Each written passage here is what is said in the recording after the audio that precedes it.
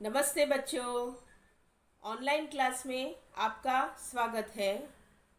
मैं आपके संस्कृत विषय की अध्यापिका हीरल वाघेला। बच्चों, आज हम संस्कृत में एक नई कहानी पढ़ने वाले हैं।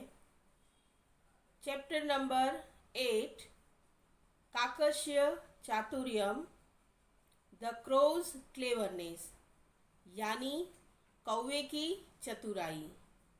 यह कहानी एक चित्रवार्ता है। चित्रवार्ता यानी चित्रों का वर्णन करते हुए बनाई गई कहानी। वैसे तो देखा जाए तो बच्चों, कौवे को कोई पसंद नहीं करता, पर कौवा एक अद्भुत पक्षी है।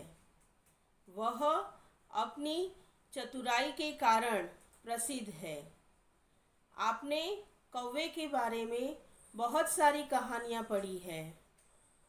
हमारी इस कहानी का जो कौवा है वह बहुत ही चतुर है, जो अपने पर आई हुई मुसीबत का सामना अपनी बुद्धि से कैसे करता है वह बात समझाई गई है।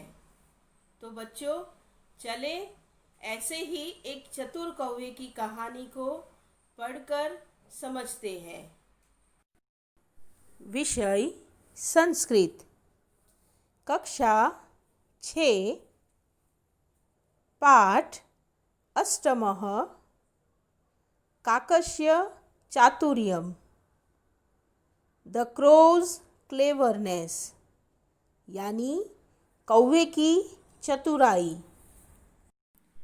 बच्चों, अब हम कहानी को सही उच्चार के साथ पढ़ेंगे और उसके कठिन शब्द और उसका भावार्थ समझते हैं। ठीक है? एकस्मिन् वने एकः वटवृक्षः अस्ति। तत्र काकः वसति। काकस्य पत्नी सावकेन सह तत्रैव वसति। तस्य वृक्षस्य अधः कोटरे एकः सर्पः वसति। कठिन शब्द, वर्ड मीनिंग। एकस्मिन् वने, इन अ जंगल। एकः वन, वटवृक्षः बनियन ट्री। अस्ति इज। तत्र देर, एट दैट प्लेस। काकः क्रो, वसति लिव्स, स्टेज। काकस्य ऑफ क्रो, पत्नी भार्या वाइफ, फीमेल क्रो। सावकेन सह, विथ यंग वंस। तत्रैव, देर, इटसेल्फ। तस्य वृक्षस्य, ऑफ दैट ट्री। अधः, अंडर, बिलो। कोटरे, इन हॉलो। सर्पः, स्नेक। भावार्थ: एक जंगल है, वहाँ एक बरगद का पेड़ है। उस पेड़ पर एक कौवा रहता है। वह अपनी पत्नी और बच्चों के साथ उस पेड़ पर रहता है। उसी पेड़ के नीचे बिल है। उस बिल में एक सांप भी रहता है। English: there is a banyan tree in a forest. A crow lives there. The crow's wife also lives there. herself with the young ones. A snake lives in a hollow under the tree. एकदा काकः भार्यया सह आहारार्थ गच्छति. तदा सर्पः एकं शावकं खादति. शब्द अर्थ word meanings एकदा वंस वन डे भार्यया सह विथ वाइफ आहारार्थम फॉर फूड गच्छति गोज तदा then at that time Ekam शावकम to one young one खादती eats. भावार्थ एक दिन कौवा अपनी पत्नी के साथ खाना ढूंढने के लिए जंगल में जाता है. तब बिल में रहने वाला सांप मौके का फ़ायदा उठाते हुए कौवे के एक बच्चे को खा जाता है. English once the crow goes with his wife for food. At that time, the snake eats a young one. यदा काकः आगच्छति पश्यति च एकः शावकः नीडे नास्ति. वृक्षस्य अधः सर्पदृष्ट्वा काकः वदति अहो एषः दुष्टसर्पः शावकं खादति. कञ्चित् उपायं करोमि इति विचिन्त्य काकः नदीं प्रति गच्छति.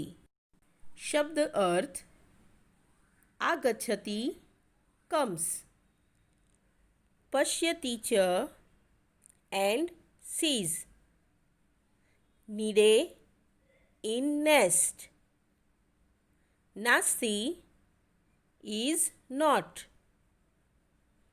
वृक्षस्य अधः under the tree दृष्ट्वा seeing अहो ओ एषः this दुष्टसर्पः wicked cruel snake. कचित सम उपायम सॉल्यूशन आइडिया करोमि डू इति लाइक दैट थस विचिन्त्य थिंकिंग नदीं प्रति टुवर्ड्स द रिवर्स. भावार्थ थोड़ी देर के बाद कौवा और उसकी पत्नी वापस आते हैं और घोंसले में देखते हैं कि एक बच्चा नहीं है. वह पेड़ के नीचे सांप को देखते हैं और कौवा कहता है अरे इस दुष्ट सांप ने मेरे बच्चे को खा लिया है. मुझे कुछ उपाय करना पड़ेगा. यह सोचकर वह नदी की ओर चला जाता है. The crow comes and sees that one young one is not in the nest. Seeing the snake under the tree, the crow says, "Oh, this cruel snake eats the chicks." I must do something. Thinking thus, the crow goes towards the river. देखा कौवा कैसे मुसीबत से बाहर निकलने का रास्ता सोचने लगता है। वह किस तरह सांप से छुटकारा पा सकेगा, यह सोच में पड़ जाता है। हमें भी आने वाली मुसीबतों का रास्ता निकालने की कोशिश करनी चाहिए। निराश होकर उस मुसीबत से भागना चाहिए नहीं।